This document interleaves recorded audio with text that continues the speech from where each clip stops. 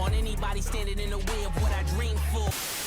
What's up, guys? It's your boy Darkskin, and today we're going to be talking about the buffs that are coming to Ekko. Now, if you guys want to look at the entire patch, you can. I will have the link in the description.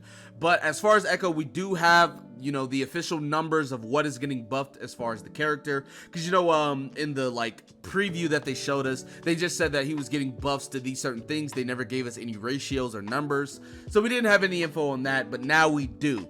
So, scrolling down, also, I did want to point out Pulsefire skins are coming, and only reason why I'm pointing that out is because if you guys don't know, Ekko has a Pulsefire skin. We could potentially be getting Pulsefire Ekko sometime in the future soon. Who knows?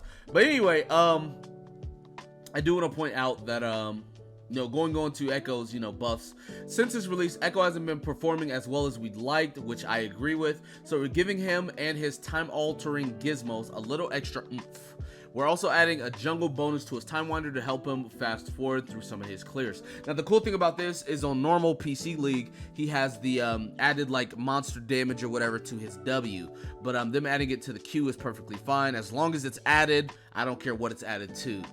So anyways, that's really nice for him. It's going to allow him to clear faster and stuff like that. Moving on to his base stat. Starting base stat is went from 570 to now 610, so they increased it by 40, which isn't the biggest buff in the world, but it does scale. So it'll be a pretty nice, you know, buff. On top of the base armor is increased by 5 as well, which will scale. So the low elo build that I've been running with Ekko, where, you know, you get the little bit of armor, a little bit of magic resist in there. I think it'll be a little bit more tanky. It's going to be pretty nice for him, I think. And then the base mana, this is the big one, goes up by 45.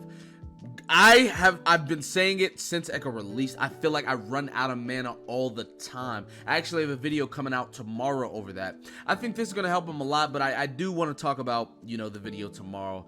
Just, you know, if a lot of people are struggling with it, I got something I want to talk to them about, help them out. Anyway, Time Winder, new. Now deals 130% bonus damage to monsters. So this is going to allow him to clear faster. A lot of Ekkos have been, instead of starting red, which, you know, a lot of junglers do, especially because, you know, a lot of bot lanes don't leash.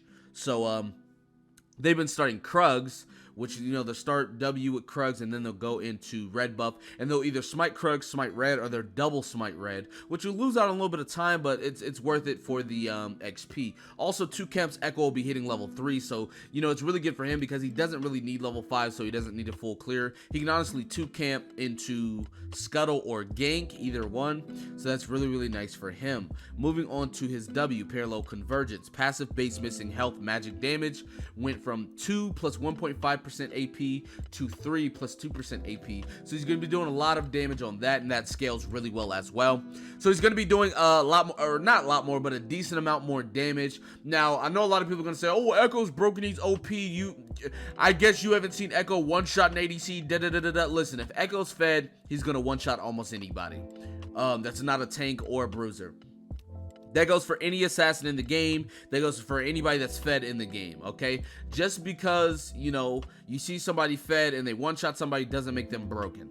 So, that's the same thing with Ekko. That's, like, so that's the whole thing. Anyways, on his E ability, I'm glad that they buffed all 3 of it, you know, these, because, you know, they didn't have to, but they did. They, you know, so this is this is a really, really good buff all around.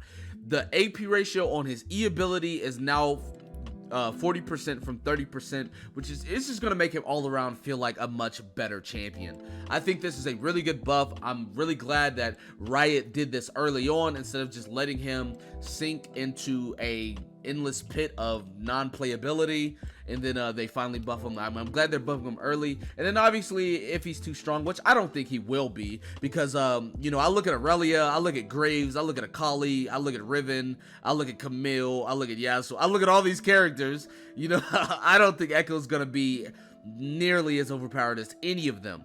But anyways, really good buff in my opinion. I'm glad that they did it. You know, I'm here for it. Like I said, link in the description if you guys want to look over the whole patch. But anyways, that's going to be it for this video. Be sure to give it a like, subscribe to the channel if you're new, comment down below. Tell me what you guys think in the comment section below. With that being said, I will see you guys next time. Peace. When I damage your delicate spine, please don't act out, shy and surprise. They be like, what you mean? What is your winning scheme? I got a giant team, big as my self-esteem. Run it back, man. They think they go hard, I'm like, come again. You run out of time and I'm busting in while you stumbling. I